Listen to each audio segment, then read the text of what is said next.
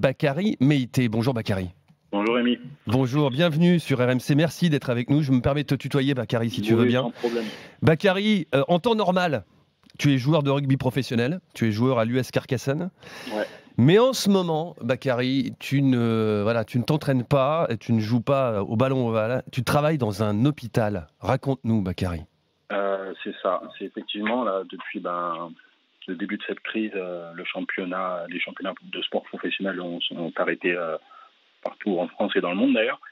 Et du coup, on se retrouve à être comme n'importe quel kidam, à être confiné chez soi pour éviter la propagation de ce virus. Et par un hasard, j'ai appris qu'un membre de ma famille qui bosse pour une boîte de nettoyage cherchait du monde. Et donc je suis en région parisienne là, chez ma sœur. Donc son fils s'est porté volontaire pour aller faire le ménage dans les bureaux. Puis moi, j'ai emboîté le pas en me demandant s'il y avait encore de la place pour aider à l'hôpital. Et on m'a répondu que oui. Et le lendemain, on y allait. Et puis on s'est retrouvés à travailler à l'hôpital comme ça. C'est-à-dire qu'ils avaient besoin d'agents de nettoyage, agents de propreté, voilà, comme on dit. Et Dieu sait, évidemment, si c'est important dans un hôpital en pleine période d'épidémie. Donc tu nettoies les bureaux. Tu nettoies quoi, Bakary ? Alors je nettoie très concrètement tout ce qui est à portée de main. C'est-à-dire que je rentre dans l'hôpital du rez-de-chaussée jusqu'au dernier étage. Donc tu as un rôle déterminant à l'heure actuelle, parce qu'on sait que l'une des sources de contamination de ce Covid-19, c'est justement les clinches de porte, c'est tout ça que tu nettoies. Exactement. Mais alors attends, comment ? Je te pose des questions qui peuvent paraître bêtes, Bakary.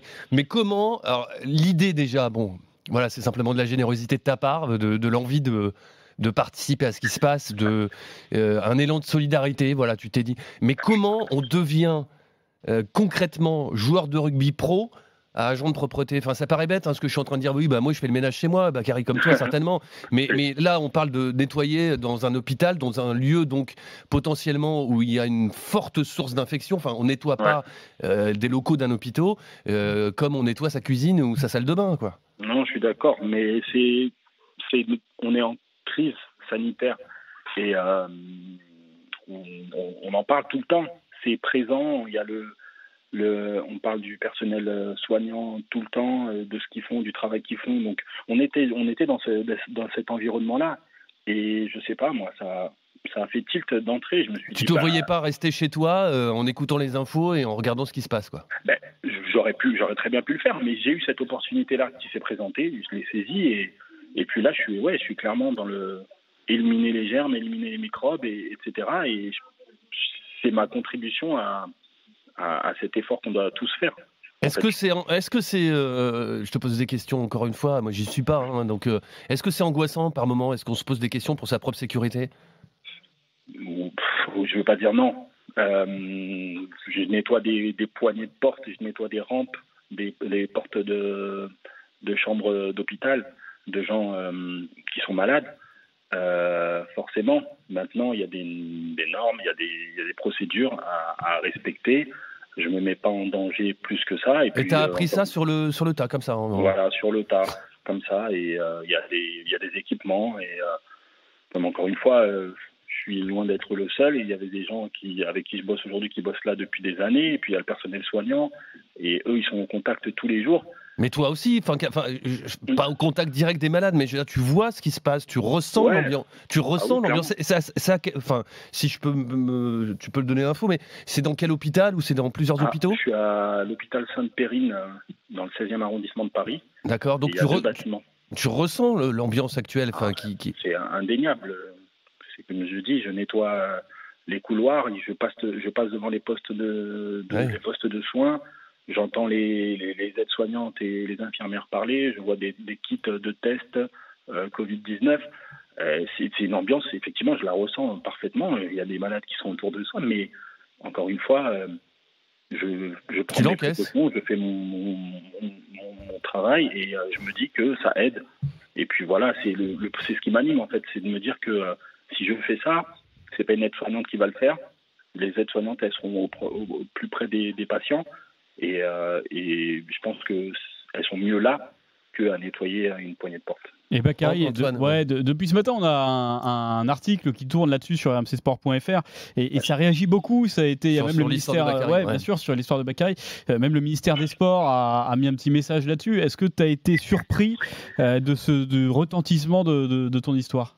Je m'y attendais vraiment pas. En fait, je vous dis, je me lève tous les matins. Enfin, on se lève tous les matins, on y va, on fait le truc, on rentre. Et là, de voir que quelque chose d'assez banal, entre guillemets, quelque chose que d'autres personnes font tous les jours depuis tout le temps, et ce retentissement-là, je m'y attendais pas. Non. Il n'y a pas de fierté mal placée par rapport à ce que je fais, mais je fais rien d'extraordinaire. Alors, c'est tout ce retentissement-là, effectivement, j'ai été très surpris. Mais c'est pas plus mal parce que Bakary, ça peut donner des idées à certains, des envies à certains. Voilà, donc il n'y a pas de fausse modestie à avoir. C'est très bien. Au contraire, c'est pour ça aussi que tu es avec nous. Il y a besoin d'exemples.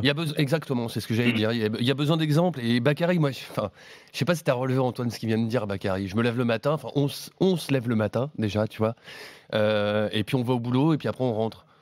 Ben ouais, mais sauf que c'est pas ton boulot, sauf que c'est pas dans le contexte actuel, c'est pas un boulot comme les autres et chapeau Bakary, voilà. C'est pas le travail dont on parle le plus, c'est vrai, Non, dans les hôpitaux, et pourtant il est essentiel. Et quand ils t'ont vu arriver là dans l'équipe, parce que j'imagine que vous êtes une équipe tu l'as dit, on se lève le matin, donc vous êtes plusieurs agents de propreté. Ouais. Comment ils t'ont accueilli? Ils ont su que tu n'étais pas du tout agent de propreté d'habitude, ils ont su que tu étais joueur de rugby professionnel et que tu faisais ça comme ça parce que tu avais envie d'aider?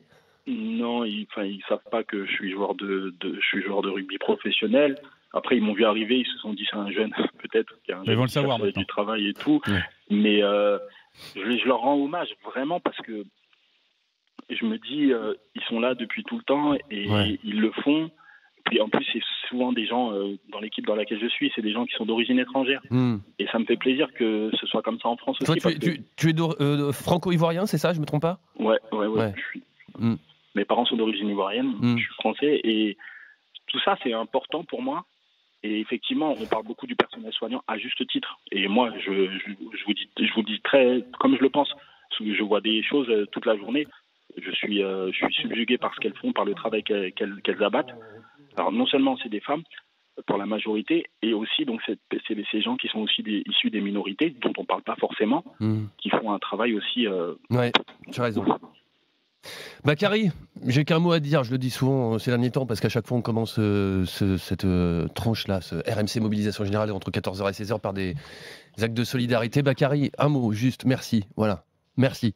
Merci à vous, merci de m'avoir invité et voilà, bonne continuation à vous. Bonne continuation Bakary, et on n'a qu'une envie, c'est que tu puisses retourner sur le terrain, hein, qu'on puisse t'applaudir et qu'on te voit jouer, on a tous envie, fort envie, et je suis sûr que toi c'est pareil.